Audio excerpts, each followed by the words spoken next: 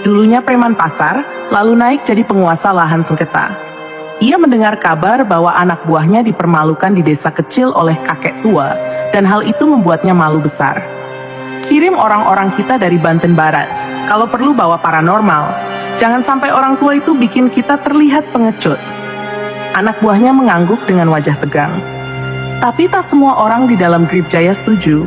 Ada seorang pemuda bernama Reno, anggota baru yang diam-diam menyelidiki pergerakan ormas itu. Ia menyaksikan video Kiai Maruf dan merasa ada sesuatu yang suci dari pria tua itu. Kita salah target, gumam Reno. Pesantren itu nggak salah apa-apa, namun suara Reno kalah oleh dendam Bang Robi. Kembali ke Pondok Al-Mahdi, Fadli mendekati Kiai Maruf di serambi mushola. Dengan ragu, ia bertanya, "Yai, kenapa tidak kita laporkan mereka ke polisi?" Kiai Maruf tersenyum tipis, menatap langit yang mulai memerah. "Fadli, yang datang kemarin itu bukan sekadar manusia. Mereka hanyalah bayangan dari kekacauan yang lebih besar. Kita tidak sedang melawan orang, tapi melawan kezaliman yang sedang menyamar." Fadli terdiam. Tak sepenuhnya ia mengerti maksud Kiai. Kiai Maruf lalu berdiri perlahan, menatap ke arah barat, tempat matahari mulai tenggelam.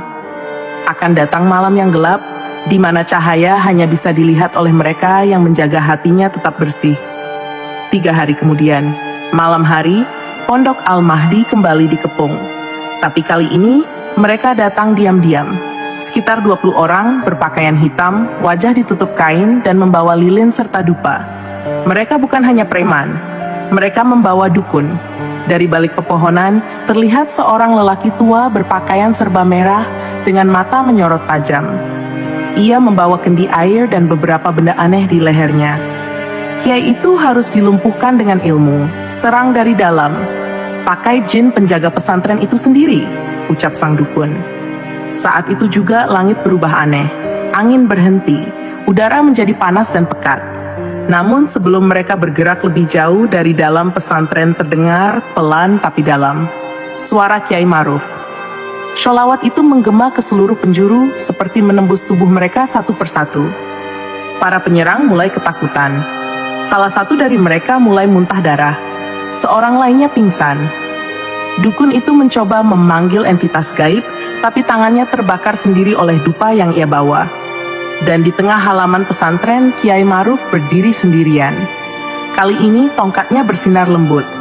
Di sekelilingnya tampak bayangan putih seperti berdiri menjaga.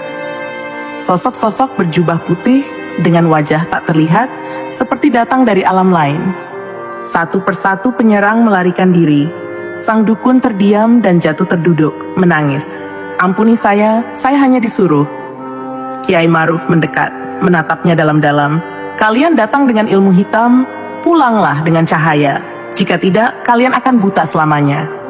Dan malam itu tidak hanya viral kembali di dunia maya, tapi mulai menjadi bahan perbincangan di kalangan tokoh-tokoh agama, bahkan aparat. Sebab ini bukan hanya soal pesantren atau tanah sengketa. Ini soal pertempuran antara yang hak dan yang batil.